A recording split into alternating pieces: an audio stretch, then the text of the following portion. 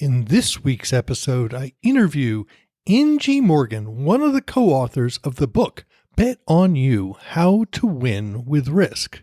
This is one of the best books on risk that I've read, and given the uncertain world we live in, I thought it was an appropriate topic for this podcast. Cue the music. Welcome to the Repurpose Your Career podcast, brought to you by Career Pivot. This podcast is where those of us in the second half of life come together to discuss how to repurpose our careers for the 21st century. Come listen to career experts give you proven strategies. Listen to people like you tell their stories on how they repurpose their careers. And finally, get your questions answered. Your host, Mark Miller, has made 6 career pivots over the last 30 years. He understands this is not about jumping out of the frying pan into a fire, but rather to create a plan where you make clear, actionable steps or pivots to a better future career. Are you ready to repurpose your career? Welcome to episode 271 of the Repurpose Your Career podcast. My name is Mark Miller, and I'll be your host every Monday for discussion on what it's like to repurpose your career. In this week's episode, I interview Angie Morgan, one of the co-authors of the book, Bet on You, How to Win with Risk. This is one of the best books on risk I've read, and given the uncertain world we live in, I thought it was an appropriate topic for this podcast. Let me read Angie's About section from her LinkedIn profile. I learned how to lead as a United States Marine. When I transitioned to the private sector, what surprised me was how the term leadership was being used. Whereas in the Marines, leadership was a verb. Everyone aspired to lead. In my new world, leadership was a noun, and only an expectation for managers. This inspired me to write my first book on leadership, Lead from the Front, as well as start my business, LeadStar. I have since written 2 more books, Spark and Bet on You. Through LeadStar, I do the work I love. My team and I design programs for professionals around the world that help them understand how they can express leadership in their work environments and in their lives. However, before we get to the episode, let's have a word from our sponsor, Career Pivot. The Career Pivot membership community continues to help the members who are participating in this project grow and thrive. This is a community where everyone is there to help everyone else out, figure out what they want to do in the second half of life, and then make it happen. Let's hear what Greg had to say about being part of the community. I joined the community when I was in the midst of a career transition. And what I needed unbiased input and support and observations from folks who'd present me with their point of view that would help me figure out what I'd like to do next. And I didn't want to do it with people who lived around me or past professional colleagues. So that's where Mark and the community have been really instrumental. So I've got a built-in support network who will be genuine, honest, and supportive. I'm recruiting new members, the next cohort. If you are interested in learning more about the endeavor, please go to careerpivot.com/community. If you feel you are risk averse, which you will hear from Angie that a lot of successful people feel they are, then this is a conversation you need to hear. Now, on to my conversation with Angie Morgan. Welcome to the Repurpose Your Career podcast. I am really excited to have with me one of the co-authors of the book, Bet on You, How to Win with Risk. Welcome to the podcast, Angie Morgan. Thank you for having me, Mark. It's really great to be here today. I get pitched books all the time. And this is the first one I've seen on dealing with risk in quite a while. And so after reading through it, it really resonated. And I know my audience has to understand what risk really is and then how to deal with it. And so there was a lot of things in here. So start out with, why did you write the book? That's a really great place to start. This is the 3rd book I've written, and the previous ones have really been about leadership. And when you think about leadership, it's a pretty big umbrella and a lot of concepts and topics. are underneath it. And a lot of people have written about leadership. This book, though, was different in the sense that my business partner and I put our heads together, and we wanted to write a book that really met our leadership coaching clients where they're at. We've had the privilege for the past nearly 20 years of coaching and developing professionals all across the globe. And we put our heads together and said, what is something unique about the conversations we have with these incredibly talented, very intelligent people? And where do we think that we can best help support them? So we started talking about trends.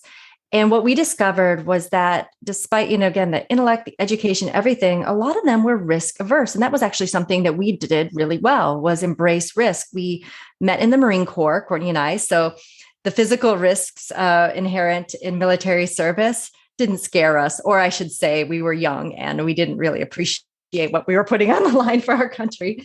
But we're also entrepreneurs and we've taken a lot of risks. And that's something that we not only know well, but we also know that there's a lot of risk averse people, and the risks that people want to take in their life, they're not big. I mean, they're not, quit your job, change your life, move to the Mediterranean. It's really buying a second home, starting a side hustle, writing a blog, things that shouldn't scare them, but yet had some fear associated within them that prevented them from pursuing. It's kind of like being a public speaker, which is the number one feared thing for most people. And what's the worst thing you can do is you get up there and you flub around and you make a little bit of a fool of yourself. But most people will appreciate that you tried. And you may think about it for days. Nobody else will. They'll forget about it. You'll beat yourself up for years, maybe, when everybody else has forgotten. Mm-hmm. So section 1, rethinking risk. And your chapter 1 is reimagining risk. So what do you mean by reimagining and rethinking risk? Many people, when they hear the word risk, they think, okay, that's me going to my savings account, taking out all my money, going to the casino, betting it on Red 21. And with a turn of a wheel, I can either win big or lose big. And that's not the type of risk that we're talking about. That's gambling. What we're talking about is making decisions that lead you into uncertainty. And that's really a definition of risk. And when you present it that way, people start to sit up and say, wait a second, I do this all the time. I mean, some of the biggest risks we take are getting married, having kids, going to college. I mean, some of those odds, specifically college and marriage, are 50-50. And if you think about it, if you were to tell me, Mark, hey, I'm going to jump on an airplane to Tampa, and it's got a 50-50 chance of landing on the runway, I think you're crazy. I'd say, don't do that. Yet we take gambles all the time, or these types of risk all the time. And so if we coexist with risk, shouldn't we know something about it? And more importantly, how do we leverage it as a vehicle for us to be where we're at right now and get to where it is we truly want to be? As I've looked back on my career, I've made some major career shifts that I perceived as being very risky, and they weren't. But then I've done other things, like almost 20 years ago. Actually, this year will be the next year will be actually this July will be 20 years. I hit a car head on at 50 miles an hour on a bicycle. And my wife knew this was a very dangerous route. Mm-hmm. And I'm going, what's the big deal? And it was very risky. I didn't perceive it. Now, obviously, I lived. Yeah, it's funny. It's funny that you say that. Sometimes we don't think about the inherent risk in our life, getting in our car, for example, riding a bicycle on a street. But oh no, ask your boss for a promotion and you're dead in the tracks. And so we sort of have to open it up a bit. What is true risk? It's just that decision that leads you into uncertainty, and you can risk for your values, your finances, your career, your safety. There's all these areas in our life where we can enact risk. And being thoughtful about it. I heard from somebody the other day that it seems sort of oxymoronic regarding thoughtful risk, but it really is it's got to start somewhere. And probably for the career risks that you've taken, it's because you were bought in mentally. You'd engaged your mind that these were part of your intentions and aspirations. So it wasn't just like 90 Day Fiancé where you're going to do something wild and outlandish. It really was a reflection of your true intentions, which means you were thinking about it. And you made the decision that put you on the path. Well, you have some great stories in the book. One of them is the Reese Witherspoon story of where she actually she grabbed control. Can you tell us a little bit more about that?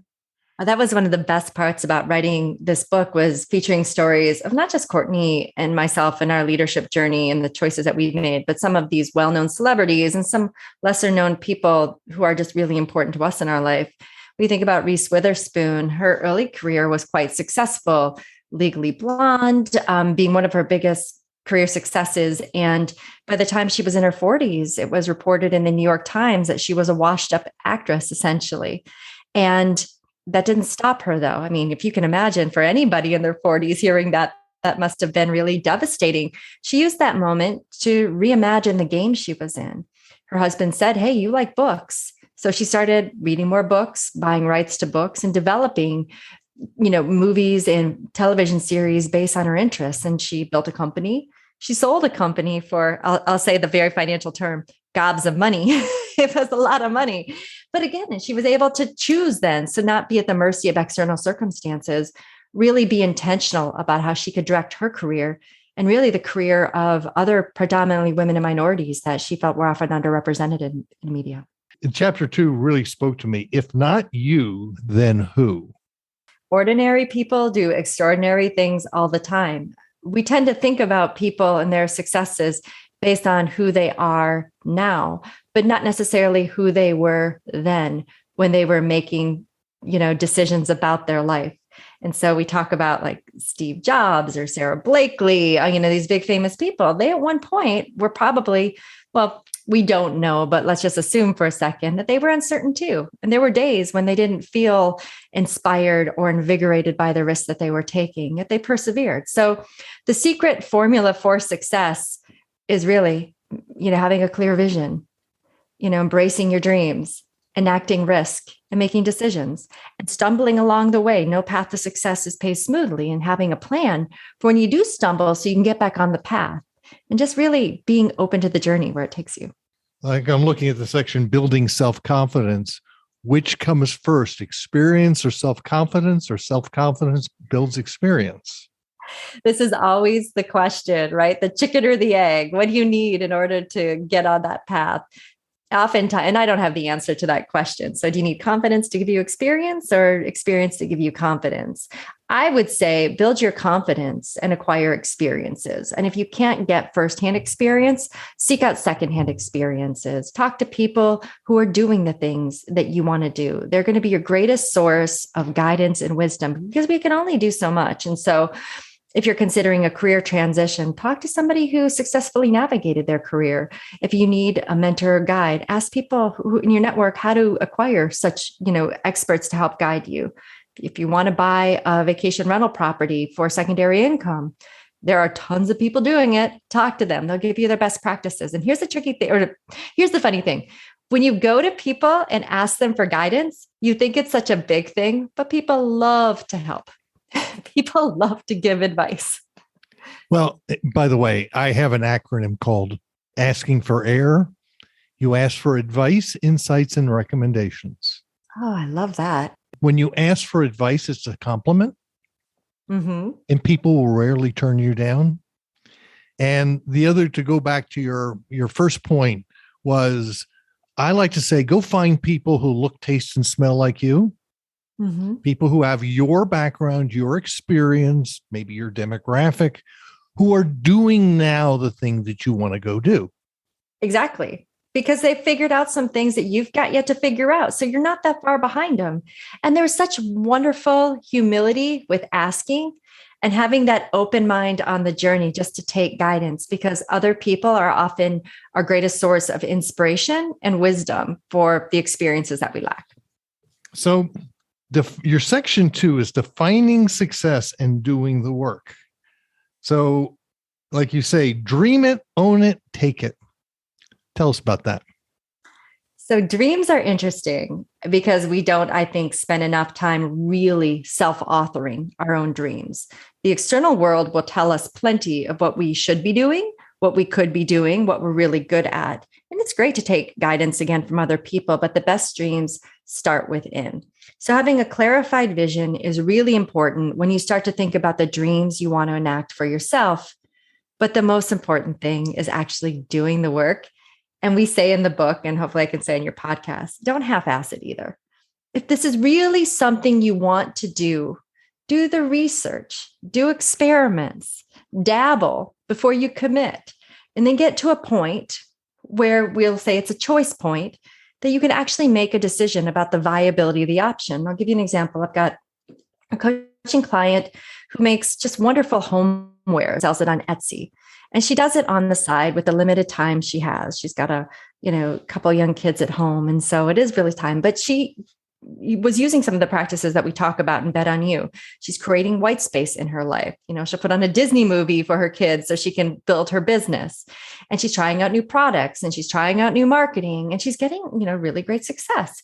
So she's getting her business idea to a place where if she wanted to commit full time, she'd have the confidence to really invest in it full time. So I think if sometimes people half-ass things like, I want to be a realtor, I'm not going to study for the test, but I'll take the test. And if I fail, well, it wasn't meant to be. Well, that's not a very fair conclusion. You didn't prepare. You failed. Duh. I've got young kids. That happens all the time. You're just like, yeah, well, that wasn't an invalid conclusion about your strength in an area. You mentioned several times in the book, particularly around dreams, and you talk about a kaleidoscope. Why the kaleidoscope? Yeah. So when we think about enacting risks, I think the obvious thing for most people, professionals, is they start thinking about their career. And while that is important, we also know that during the pandemic, a lot of people thought about their lives more holistically than that. They spent more time with their families, less time with their friends. So they may have had some interests and desires to do more things with friends and discover some more joy. So we are advocating enacting risk in areas of your life, not just work. And we like to think about it as a kaleidoscope, as a great metaphor. What makes a kaleidoscope beautiful is the multiple chambers, equally balanced chips in each chamber. So we say, think about your career, think about your life. And by life, think about family, think about your interests that you have. Think about too, another chamber is risking for impact. So service, a lot of people find great joy, myself included, from volunteering in my community. And a lot of people haven't in the past couple of years. That could be an area of your life where it's been in neglect and it really could add value to you. And finally, what are you doing for fun, for joy? I was working with a group of oil and gas executives this week. And we were talking after the session just about if you can't have fun in your life, it's really hard to answer the question in work, why am I doing this? I don't know whether it was you or Courtney's story about listening to your child in the back seat and when he was talking about his mom, he said, well, she works all the time. Yeah. And that was a really big wake-up call because so again, my son's talking to his friend. Oh, I don't think my mom does anything. She just works all the time. And I was really kind of offended. But then I did my little self-audit and I say, I can see why he would think that. And then I tried to think about the things I did for fun. And I realized it's not fun for me. Going to Marvel movies and taking your friends to play paintball isn't fun for me. I can guarantee you that's not what I would do with my spare time. And it was a really great reflection point to say, maybe there is some fun that's been missing in my life. And so that night I made a point to call my friends to arrange some cocktail parties and then also just go in live music. Now that we're back into the live music space, it's got such a wonderful just way to collectively fill so many souls and spirits. And you have a section, Own Your Actions. And I had Michael Clinton, who wrote the book Roar, on the podcast late last year. And he was the one of them who says ownership of your past, your plans, you got to own it.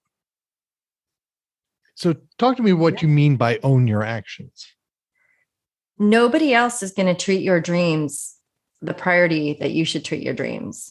And so if you wait for the stars, moon, and sun to align, you're going to miss out on a lot of opportunity. Start today. Why not today? Tomorrow isn't a guarantee. And if something is missing from your life and it's really that important from you, don't hold back. And you have to own it. Don't give it for your spouse to do or wait for your kids to, prove your wishes and dreams. They won't. They're saboteurs of the organization. Do the things that are most important to you now. And maybe your kids are out of school. What are you waiting for? Maybe they're young, adults on their own. This is a great time just to embrace the things. And I will say this, the things that you are afraid to do. And that fear thing is really important, because if you weren't afraid, you'd probably already be doing it. I had a best man at my wedding was probably 20 years older than me. And whenever I would say, oh yeah, I'm going to go do this. And he would go, oh, how about Tuesday?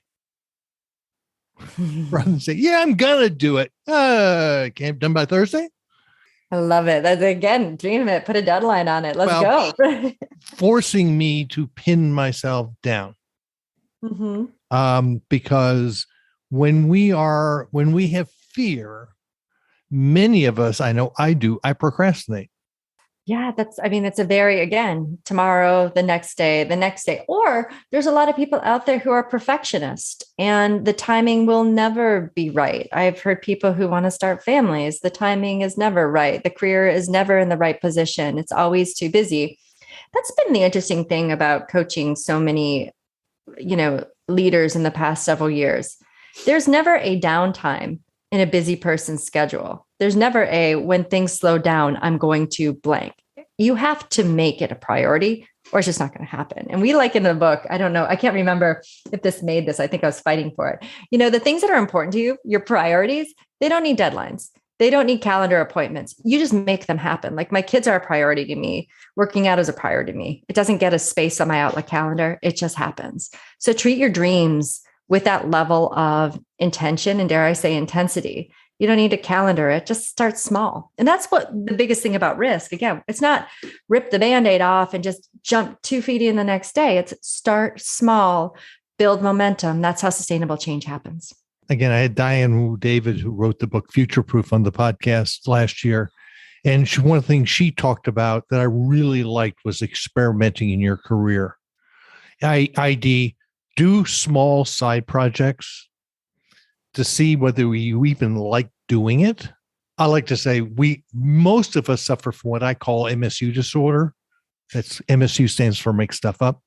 I love it. Yeah. Right. We when we have a void in our knowledge, we make stuff up. I like that. Right. And yeah. And she talked about just go try things, low risk projects. And the more you do them, the more you realize, well, I can go do this. And that's what we wrote about too, is that trying gets such that bad rap. And I blame Yoda, if I can blame Yoda, do or do not, there is no try. No, there's try. The weight of the universe's survival is not on our shoulder. Sure, if that's a situation, commit, wholehearted agree. But for most stuff, try something, anything, start somewhere. Yes. So in your chapter 4, you talk about choose your guides, and you talk about 3 different kinds of guides. Yeah. So we wanted to first and foremost talk about that everyone needs someone to help accelerate in advance. There are 3 types of people in our life. I think the first and foremost are champions. And I don't call them mentors, but really like people who exist, who we can go to, who we talked earlier about, who can give us guidance, perspective, airtime to help us reimagine our future and create the next steps towards our path. We need those people, and they're there. We just have to go find them and ask them. The second are big stagers, probably people like you, people who have an audience, people who are advocating, about the ideas and the interests that you have. We may not know them, but they built this really great community and source of inspiration that we can tap into. We need that in our life, because sometimes when we're enacting risk at this stage of our life, it's more an expression of our preferences, and maybe the community is a little smaller. Like married, most people do get married. So we have, a lot of people to plan weddings with. But at this stage of our career, our goals and risks that we want to take are a little bit more nuanced based on our personal preferences. So having that community is really important. The final piece is no choosers. And these are often family members, people close to us in our community who we haven't had a hand in selecting, but definitely have an opinion or say about the risks that we want to take. We have to be very, very selective on how they influence our very important opinion of ourselves, because not only will that kill our confidence, but it might make us step away from the risk that we want to take. And our guidance is that these are relationships definitely that need to be managed. And you may, if it's a spouse, maybe your spouse isn't as supportive of a career change you want to make, or a retirement, advisor that you want to switch to. There may be some negotiation. So don't water down your dreams and aspirations. Work through them. And the people who love you, and they are there, they exist, they will likely support you. They may not agree with you, but they may support you in the long run. Yeah, it's interesting. In fact, I just did a session this morning with a woman who's about my age, and as she went through her career, she kept on doing things based on what others wanted her to do, including her mother, versus following her passion. Mm-hmm. And so she ended up working for one of the big technology companies for years and years and years, rather than following her passion, which is yoga and spirituality. And I claim I grew up with a mother who I still have programs from my mother that are still running in my brain. And I turned 66 soon, that you have to learn to kind of turn off if they don't serve you. Yeah. In one of my favorite books is Necessary Endings by Dr. Henry Cloud. He talks about the fact that in order for new things to begin, we often have to end old things. And sometimes it's ending relationships or putting boundaries on relationships because they don't serve you. And it's so hard in those moments to trust yourself that is the necessity or the necessary action that has to happen in order to progress. But it is the way of life. Change is the way of life. And we have to believe it, because it's what's got us here to this point to be able to have these opportunities and dreams. Yeah, I'm now glancing through the chapter, Do the Work. And I really like the story of Dolly Parton. I love Could you share that. Yeah, that was a gem that we uncovered. Part of doing the work is being able to say no and finding the time to pursue your dreams. And we often call it a really gutsy no, because inevitably you're going to let somebody down. No, I can't volunteer. No, I'm not going to do this. No, I'm going to outsource this so I can find the time, and being clear on your priorities. One of the gutsiest no's that we heard of was Dolly Parton. During the initial success of her song that she wrote, I Will Always Love You, she was approached by Elvis Presley's manager to see if Elvis could in fact record the song. And traditionally when Elvis records songs, he likes the recording rights associated with that. And Dolly thought about it. And she came back and said, no, this is my song. He can sing it, but he can't have the recording rights to it. It was a gutsy no. She turned down a lot of money. And think about that song too. At the time, it could have been tremendously mutually beneficial for she and Elvis. She did all this without knowing that many years later, The Bodyguard would come out. Whitney Houston would sing her song, wouldn't ask for recording rights. And she's quoted as saying that I made enough money from Whitney's version that I could buy Graceland. Talk about just, again, tremendous conviction to your priorities and values. This wasn't Dolly Parton as we know her now. This was Dolly Parton then, which I imagine was scared, uncertain, and took a big risk. Two other sections that I really liked. One is Work in the Margin, and the other one was Don't half-ass it either. Yeah, if you're going to find the time to dabble in your dreams and see if they're viable, first off, find your margin, that white space in your life. It's 2 hours on Saturday. Maybe this is where you negotiate with your partner. Maybe it's, a couple nights a week when it just has to be. Maybe it's early mornings when it's your power hour while you're drinking coffee and plugging away at your ambition. And when you're in that space, if you've carved it out, use that space and don't half-ass it. Don't fold laundry or multitask and think you're going to be making progress. Really just use that time to do that thing, to see again where you can take it. It's that space for experimentation that you just talked about.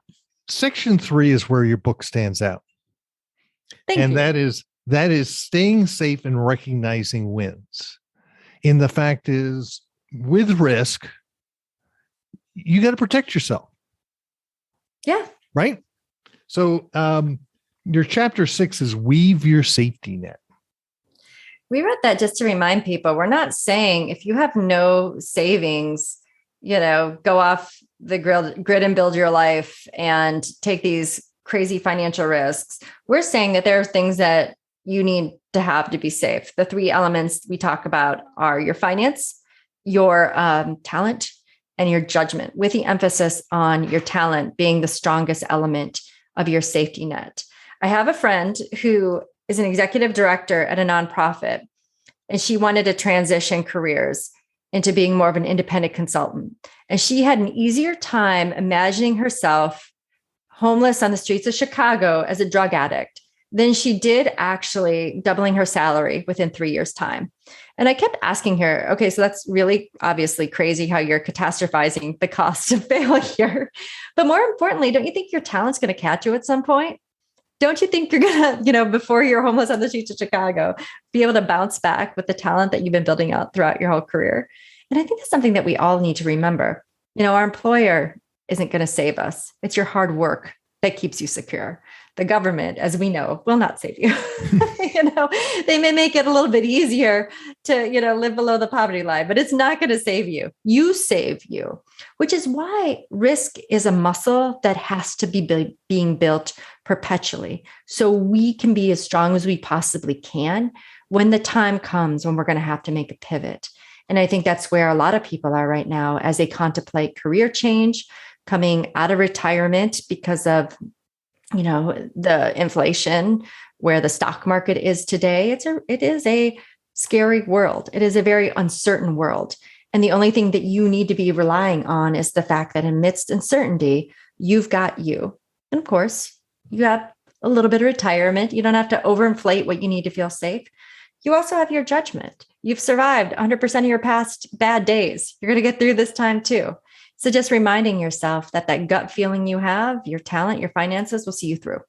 When I read about the women worrying about becoming bag ladies, I've probably had 6 or 8 clients who are all very successful women in their 50s and 60s who all feared that they would be bag ladies. Isn't that nuts? And it's not logical, but that was an underlying fear. Now, they were all single, and the fact that they all had they were the only ones they could rely on, versus many of us who have spouses and other significant others where you're not doing it on your own, or you have this perceived, notice I say perceived, safety. So yeah, it's funny. I write about this in the book about going through the process of a divorce, that right. I, found myself single, had to rely upon my career as an independent consultant and feeling very insecure. And it was a very irrational. Anybody who's been through a divorce understands that illogical and irrational is part of the process because you're going through massive life change and upheaval, but just having to come back. Wait a second. I have been earning on my own for 15 years. I've got this history to build off of. It's going to be okay. It's a process, though, to get yourself back to a position of saying, I'm good. I can do this. I've done these things before. Well, very often looking at ourselves, I was helping a woman here who had moved to Mexico, and she was on a pretty tight budget. Mm-hmm. And she was just trying to reach 62 so she could start drawing Social Security. And I told her, you're going to be okay. It's not going to be easy, but you're going to be okay. She came back 6 months ago and said, you know what? You were right. But she couldn't see that. Mm-hmm. And that's why it's so important. It's like everybody else can say it, but until you start believing it, the change that you're seeking to achieve isn't going to be realized. Yep. So how do we build up that risk muscle? What can I do? Small things every day. Small things every day. So maybe thinking about in a career, negotiating hours or flexibility with your employer, negotiating salary, coming back into the workforce. One small thing. One small thing. I love Atomic Habits. I think James Clear's work is great. But if you can, be 1% better every single day, you're building momentum for a better life. So what's the small thing? So maybe start reaching out to one person, getting on LinkedIn, which may for some people be an intimidating proposition to actually start building their connections. Maybe their connections have been a little stale in the past and they need to really consider getting back into the networking game. So reach out to one person, start your resume. Maybe the best thing you can do today is get a template for your resume. And then the next day, give yourself a small goal. Maybe it's, if you found yourself in a career where you're not feeling like you have a lot of opportunity, or maybe you're holding back your opinion. Maybe it's trying to assert yourself in a meeting. One small thing goes to another small thing. And pretty soon you'll start to feel strong. And we write too in the book about fear and failure. Like just because you're doing these one small things doesn't mean that everything is going to be perfect. It's ever going to go the way as planned. Then have a plan for failures. Like if you, speak up and it's awkward, or maybe your voice is met with crickets, don't beat yourself up. Nobody cares. You care. Let it go. Yeah, it's interesting. I run a mastermind group mostly with career changers. And the last week we had, several people saying, well, I'm going to ask for they want me to come into the office 3 days a week, but I'm not doing that. I may come in once a week. And suddenly he finds out that this is a law firm that they've already lost 3 lawyers because they all said, I'm going someplace else so I can work remote. Mm-hmm. And he asked, and they said, fine. You won't. 3 times the charm. Well, the fact is, you don't know what their response will be until you go ask. Mm-hmm. And talking to others on how to make the ask is really helpful. How do I approach this? There are probably many ways to approach it. Yeah. And I think having that mastermind group is something that we underestimate. Just getting a variety of different perspectives can be the trick that you need to be able to influence your perspective and give you the confidence and courage to actually do the thing that you want to do. Well, you also see people, I think you talk about in the one section about the fact, having people you can go, wow, you did what? You can do that? People, when you see other people who have done it, it suddenly becomes, oh, that's achievable. When I read the section on guides, that's the one thing I thought about. I've had several people, I had the podcast several weeks ago, Debbie Schnurr, who went from being a mechanical engineer to being a master gardener. And she's been so good at connecting dots, and that she's been such an inspiration to others going, oh, you can do that? Oh, and it's having those guides, I think, is real important. If it can be done, why not you? That's right. So this has been great. Angie, if someone wanted to reach out and talk to you, or more importantly, they want to buy the book, because the important stuff, the big stuff, how can they do that? Thank you for the opportunity. First and foremost, if you want to stay connected, I publish a lot on LinkedIn. So if you go to Angie Judge Morgan, you can find some of my work there. If you're looking for the book, it should be available anywhere books are sold. And finally, if you want to learn more, just subscribe to LeadStar's website. That's my company, leadstar.us. And we'll have links to all that in the show notes. Thank you so much. I appreciate the opportunity. Well, as I said, I loved your book. I love the fact that, as I read through it, so much of it resonated with me about just simply the need to take risks, but take it in manageable bite-sized chunks. Exactly. It's the small things lead to big things every single time. So thank you very much for being on the Repurpose Your Career podcast. I appreciate it. Thank you for hosting me. Hope you enjoyed that episode and are now willing to start building that risk muscle. Take a moment, go to careerpivot.com, sign up for the weekly Career Pivot Insights newsletter, which is sent out every Sunday. You'll get a weekly update on this podcast, white papers, and new blog posts. While there, do not forget to check out the Career Pivot community, which can be found at careerpivot.com/community. Feel free to connect with me on LinkedIn. Look for Career Pivot on Facebook and LinkedIn. You'll also find me on Twitter at Career Pivot. Thank you for listening all the way to the end of the Repurpose Your Career podcast. You will find all the show notes at careerpivot.com/episode-271. Also, do not forget to subscribe to the podcast on Apple Podcasts, Stitcher, Google Podcasts, Podbeam, Overcast, Spotify, Pandora, Amazon Music, and lots of other places where podcasts can be found.